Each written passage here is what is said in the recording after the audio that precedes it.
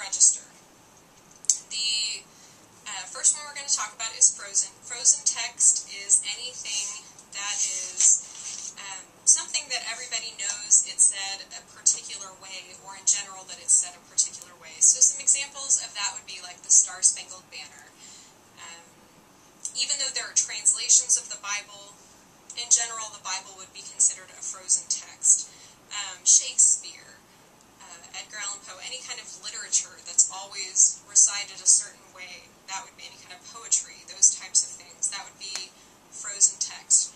Frozen text is very, very difficult to interpret because sometimes there's implied meaning there, and that's true of any kind of interpretation, but or double meaning, that especially in poetry, they're trying to really give double meaning, and so it can be very, very difficult to interpret. The good thing about frozen text is very often you can get that to prep with ahead of time, and so that's one pro to doing the frozen text, I suppose. And frozen text comes up in a variety of settings. I mean, it can come up at church, it can come up in classrooms, it can come up at a baseball game, if you're doing the Star-Spangled Banner, it can come up just about anywhere. And so it's important to know that that is one of the registers that we have. It's something that shouldn't change, that the interpretation should be relatively the same every time that you do it. Now again, though, language is not a one-to-one ratio, and henceforth again, like with the Bible, we have multiple translations of the Bible.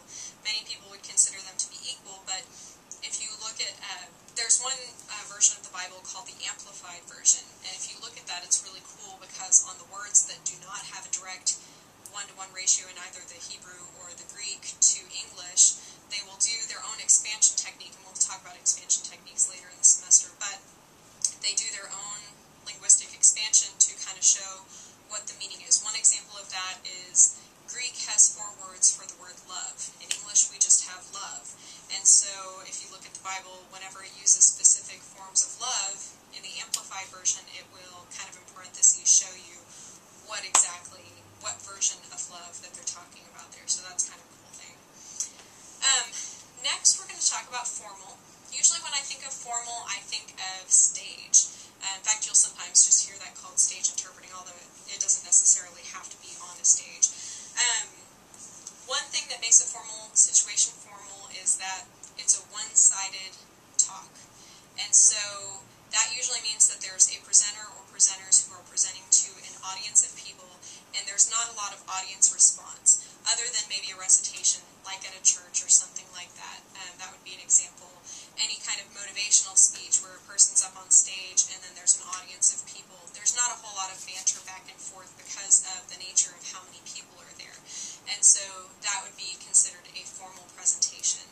If you're doing formal, you have to use a higher level of vocabulary, right? You're busting out your $10 words now, okay? You want to make sure that you're really using the language that's appropriate for that particular situation. Next, we're going to talk about consultative.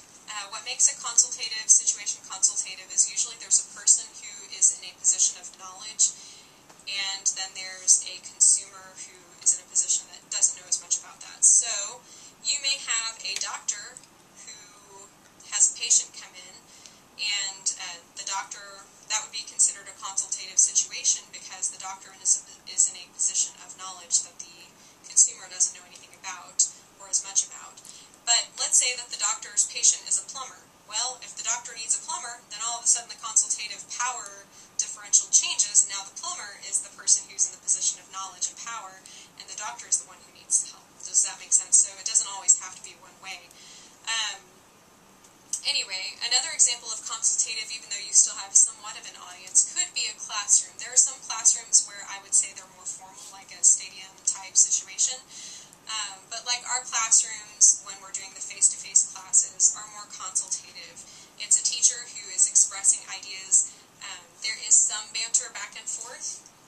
Usually the person who's in the position of knowledge, though, is the one who's expressing their ideas the most. And so that would still be considered a consultative situation. Usually consultative, you're going to be using, again, more formal-esque words in that register.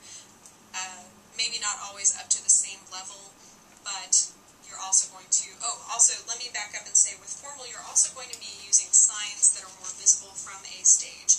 And so, for example, there are two signs for doubt. There's doubt and there's doubt, okay? And if I were on a stage, I would probably use this sign because it's larger, you can see it. I would try to mitigate how much finger spelling I'm using because I want the audience to be able to perceive what I'm saying as best as possible, or if I am finger spelling, to make sure and pair it with meaning.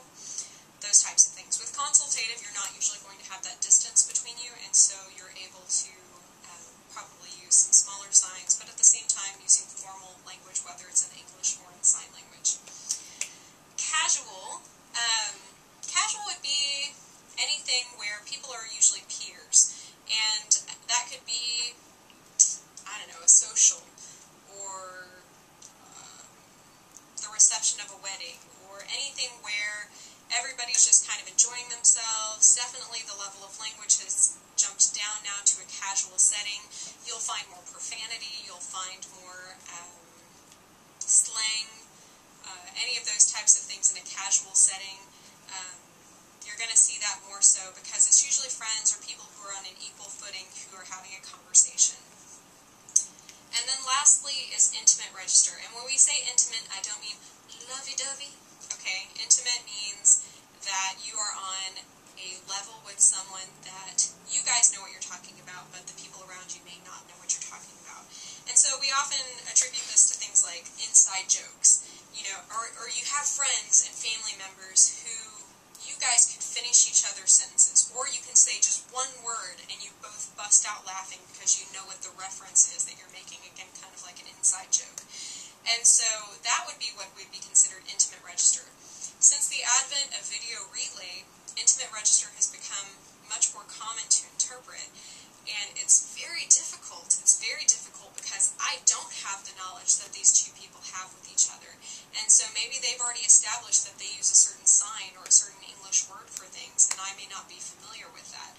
And so intimate register, out of all of the different, every kind of interpreting is difficult. My personal opinion is that intimate register is one of the most difficult registers to interpret, just because of the nature of how people communicate with each other without me knowing what's going on. I kind of feel out of the loop very often.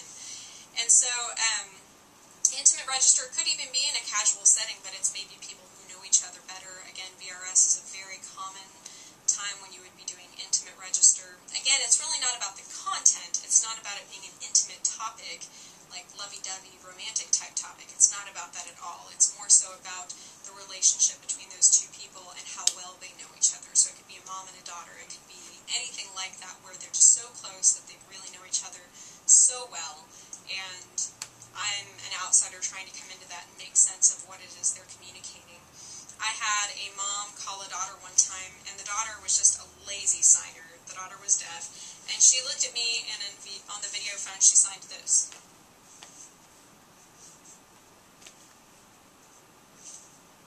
Which, first of all, where are your facial expressions, woman? But anyway, aside from that. So, I didn't know what to voice for that, so I said something like, did you buy the card? Because I didn't know what was she writing? I don't know what she was doing. And the mom, savvy mom was really smart and already knew because they know each other so well, and hearing mom says, no, I didn't buy your lottery tickets, I'm not buying you any scratch-offs anymore, blah, blah, blah, blah, blah. And I just wanted to laugh so badly because I was like, wow, mom knew what I was saying just by the little bit of information that I was able to give her, because they were speaking in an intimate register. They knew each other well enough to know what the other person was saying, and so it can be really difficult. Anyway, that's it for register. We do have an assignment on the website using register, and so check that over. If you have any questions about it, definitely ask me about it. But other than that, that's it for this chapter. Thanks so much. Bye.